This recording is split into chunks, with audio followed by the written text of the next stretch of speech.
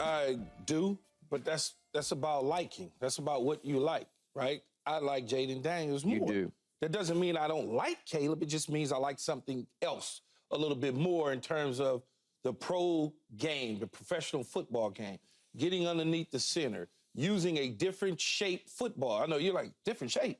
Well, the footballs in the NFL are totally different than footballs in college. They are. Footballs in college are like Nerf footballs, nice and small. It's just a different situation. Yep. When you talk about his workout from the feedback that I got, it was just a workout. It was nothing that blew anybody away. Okay. It was nothing that hurt him. It was just a guy throwing a football. There was nothing that was like, oh, my God, did you see that? People were just like, yeah, it's okay. It's different when people coming at you, opposed to you taking the football and dropping back. You're not even dropping back fully. You're just taking the football and you're just throwing against air. Scripted by you and your trainers. To your guys. Yeah. So so it doesn't really mean a whole lot. No. I don't look at guys in t-shirts and shorts as t-shirt All-Americans and go, oh my God. What I try to do is look at the film, look at the body of work, look at the games that they lost versus the games that they played in and they won. What ifs, the mistakes. He's got to learn something totally different. He's got to learn how to get underneath the center with 5 linemen across, with defenders coming in, dropping back, hitting his back foot, whether it's a 3-step, 5-step with a hitch, whatever, play action, 7-step drop, all of those things.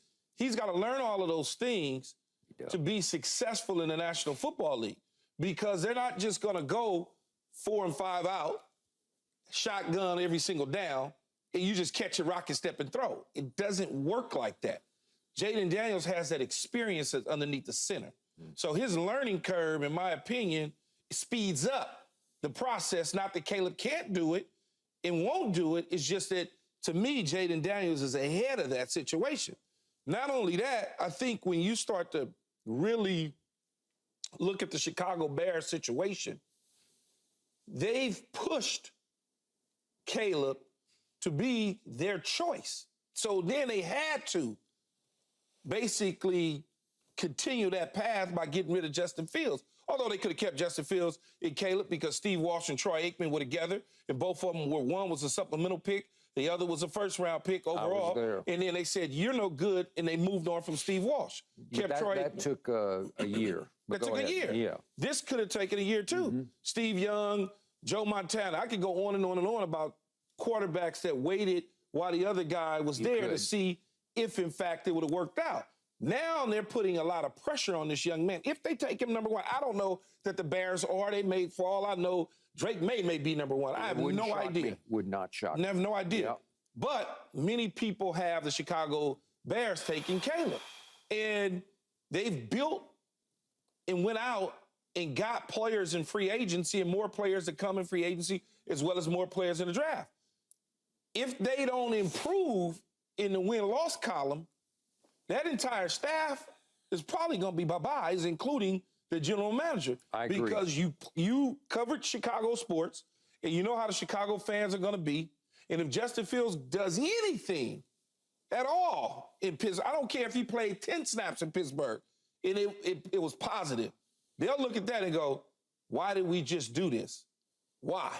Because y'all anointed somebody immediately as the number 1 overall pick, and it's not working out the way y'all envisioned. Yeah. So, it's just interesting this process is a very interesting process. Let's say that. Okay. Is it possible that because you watched Jaden Daniels grow up out here and you watched him mature and bloom at Arizona State and LSU, that you just like him because you like him? You know his mom and you just sort of know the family, you know what the situation was and is. It could be that way, but I'm objective in all these situations, right? I'm objective for USC players, LSU players across the board. At ASU, Jaden Daniels was a little toothpick of a freshman. He was. Okay, you can break him in half if you sneezed on him. He's still slender, but go ahead. He's slight. Yeah. He's a slight guy. He put on a little bulk, but he's slight. His frame is what it's going to be. when you look at him at Arizona State early in his career, you could see he'll be okay. Then he goes to the SEC. In the 2 seasons in the SEC, he didn't struggle, but it wasn't smooth his first year. Neither was Joe Burrows there, but go ahead. He was trying to figure it out. Yep. New system, new coach, new surroundings, all that environment, everything. Then all of a sudden, his Heisman campaign year, it was ridiculous. It was like, oh, okay, this is the ball comes off with a whistle. You can see it, a flick of the wrist. It does. But he's underneath the center. He's in shotgun. He's dispersing the ball to multiple receivers. Yep. He's running the football. He's pulling it down on read options and actually making hay. He can. In the same conference that Joe Burrow did it in. Mm-hmm. Okay? And Peyton Manning did it in. Yeah. And Bryce Young did it in. So when you start to look at that, it's like, well, okay, I think he's a little bit better. I'm not saying he's a 10 and Caleb's a 3. He's just slightly better for my liking, that's all. And as I have pointed out to you, he did have 2 receivers now ranked in Mel Kiper's top 7 players on his big board, not receivers, players in this draft. Okay. But everybody got top players. Joe on Burrow their teams. had 2 of those also. 2 or 3. Yeah, he did. All right. I hear what you're saying about Jaden, but I'm dug in on Caleb. If we want to start talking Shedeur next year, and we're going to do this later in the show, that's a whole nother issue to me, because when I've seen, I saw Shedeur up against Caleb, and I like, just like you like Jaden a little better than you do Caleb, I like Shedeur a little better than I do Caleb. But we're just dealing with this draft. Mm-hmm. We're dealing with the Chicago Bears. And I say sitting on the table is a special playmaker. I don't love the way he goes about his business, because to a fault now, he's off platform. He's off time. He wants to make it up on the fly. He wants to break contain and get outside and let it happen. He bolts to throw, not to run. He wants to throw it on the run, but he can run it. And I do like his stature and his body, and I think he's a tough kid. I do, because he's taken a lot of hits. You can't take this many hits the next level, because, as you say, these are grown men with the car seat in the back on the way to school, right? Yeah, oh yeah. Yeah. So the point is, I just look at Caleb's numbers, and you can't argue with them, because they scream at you, yes. They scream a big yes. If you look hard, they had no defense, thanks to the Grinch who stole football that you got from Oklahoma, and now he's no longer at USC, your defensive coordinator. But when I look at, in 3 years of college football, Caleb Williams threw 93 touchdown passes to 14 interceptions. Trust me, that is productivity at the highest level. And, but what I'll stop you with before you even go any further, Skip, when you look at the top teams that he offensively, not stole the Christmas Grinch, those turnovers were prone to happen against those top teams. Yeah, okay. I factor that into evaluating maybe you somebody. Can group them into games where, you can't do that against Utah in the championship game or whatever game you're talking about. But over 3 years, he lost only 5 fumbles. The way he dares with the football, dares to escape, he plays a dangerous game, and to lose only 5 fumbles it's pretty great. He's got stuff to clean up. He does, but now I'm looking at total productivity, running touchdowns and throwing touchdowns. He's 120 to a total of 19 turnovers. Keyshawn, that's really good. And you don't like me bringing this up, but I am an Oklahoma fan because I can't help it, because I got born into it. The Texas game, he came in, True freshman, out of nowhere, out of D.C., and they throw him into the fire. It's the game of the year. It's the Cotton Bowl. It's 50-50 Texas and Oklahoma fans. It's extreme pressure for a kid to get thrown in at that position. And all he did was quickly, in place of Spencer Rattler, he throws for 212 with 2 touchdowns and ran for 88 yards and a touchdown. And they roared back to win 55-48. And I said, that kid can play. You cannot argue with the production. No one's arguing the production. He's very highly productive. And then when you talk about the stress level of playing a position, whether it's at Oklahoma or USC that had a long checklist of successful quarterbacks, you got to live up to those expectations. You do. He lived up to those expectations. He won the damn Heisman. He did. Okay, in a year, it had us in the Pac-12 championship, one game away from the Final Four. There's no question about it. He didn't have the same weaponry this year that he had a year ago, although Brendan Rice was his main target. Jerry Rice's younger son had a tremendous year for him, and they played well. Yeah. That's not what I look at, though.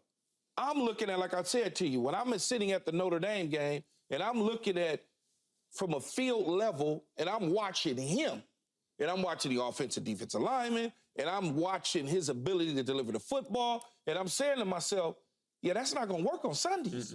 It's just not. Right. There's certain things, the running around and moving around 30 times and getting out of it, yeah, it's cute. It's nice in college. I must remind you again, Skip.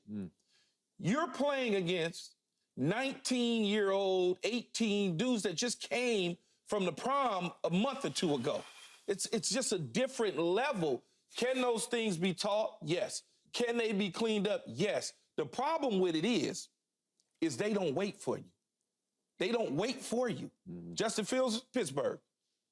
Zach Jones, Zach Wilson. Mac Jones is Zach Wilson on his way out. Mac Jones in Jacksonville. Trevor Lawrence is shaking his knees as to see whether or not he's going to be there. Yep. Trey Lance in Dallas. And we're not talking about 6 years removed from college. Nope. We're only talking about a few years. Agreed. Okay, I can point to Baker Mayfield, who won a game, a playoff game in Cleveland.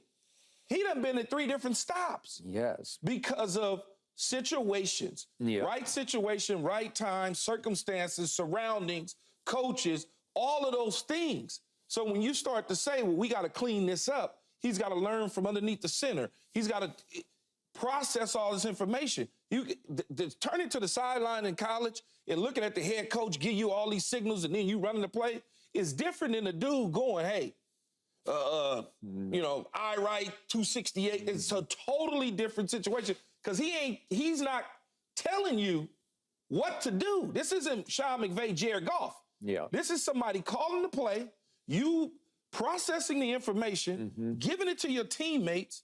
They now processing, and then you got to walk to the line of scrimmage. You have to see whether or not who's coming, where they're dropping the blitz from.